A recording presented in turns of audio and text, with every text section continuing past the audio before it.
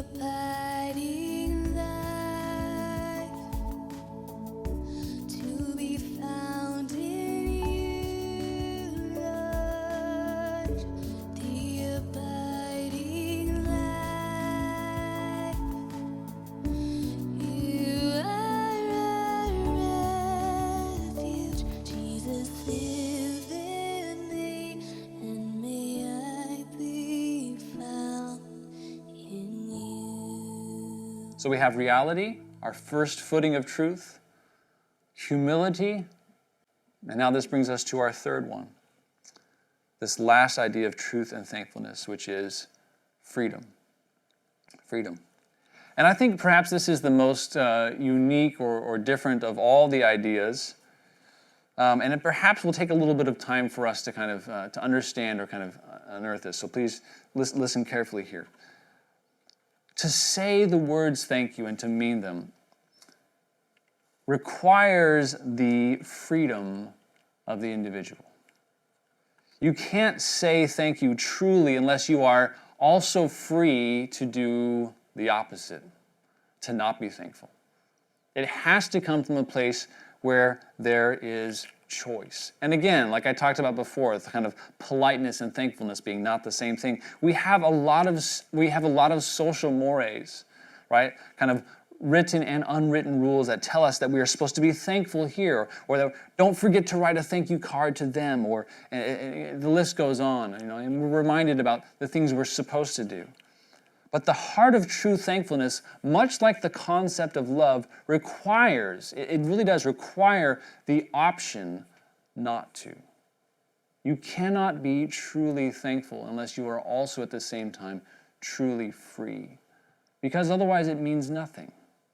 It's the classic example, I don't know if you've heard this about love and marriage, but if there's anything where the love is like required by force.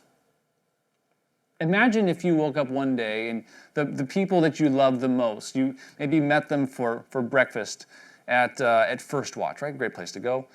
So you sit down for breakfast with a good friend of yours, or maybe it's your spouse or whatever, and you begin and you're like, I can't wait to have breakfast with this person that I really enjoy being with, and this is going to be an awesome time. And you sit down and they pull out a knife. And they say, tell me again that you love me. Is love possible there? Not at all. Why? Because it's by compulsion. The same thing is true of thankfulness. It cannot be by force. It cannot be compulsion and actually be what it is. No, the heart of true thankfulness, again, like love, requires the option not to.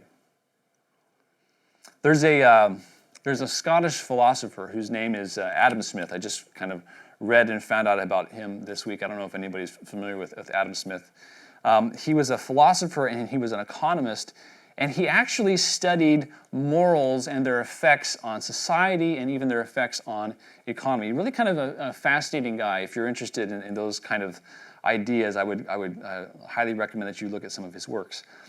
One of his kind of seminal works that's about this idea is his work called The Theory of Moral Sentiments. The Theory of Moral Sentiments, which is on its own a fascinating title for a book. The Theory of Moral Sentiments. And what he's getting after, and what he specifically focuses on that has to do with our message here today, is he talks about this issue of freedom and thankfulness. He was very interested in how societies work, how they flourish, how they can, again, how all the different parts of the engine can work well together. And this guy named Luke Holliday was commenting on Smith's work, and he says this about gratitude and thankfulness. Genuine gratitude, I'm quoting him now, quote, genuine gratitude requires free will. Genuine gratitude requires free will. Nobody can be coerced into being thankful, and no amount of incentives can manufacture gratitude.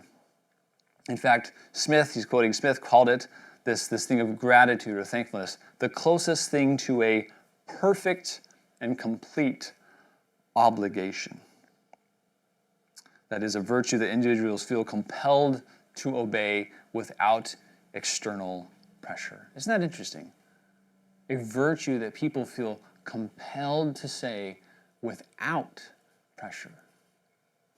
You know, sometimes I think all the pressure that we put on thankfulness, and again, go with me here, I am generalizing it. I don't think it's wrong to teach people to be thankful or to introduce the topic.